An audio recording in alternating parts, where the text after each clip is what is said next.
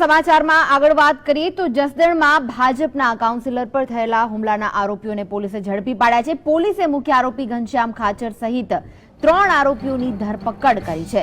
મહત્વનું છે કે કાઉન્સિલર વિપુલ હિરપરા પર 4 રાઉન્ડ ફાયરિંગની ઘટના બની હતી, જેમાં તેમનું મોત નીપજ્યું હતું। આ ઘટના બાદ લોકોએ બંધ પાડીને ઘટનાનો વિરોધ કર્યો હતો। પોલીસે આ બનાવમાં 8 લોકો સામે ફરિયાદ નોંધી હતી, જેમાંથી મુખ્ય આરોપી સહિત 3ને ઝડપી પાડવામાં પોલીસે સફળતા મેળવી છે। આ વિશે વધુ માહિતી માટે જોડાઈ ગયા છે અમારા સંવાદદાતા જયેશ ઠકરાર। જયેશ, શું માહિતી છે?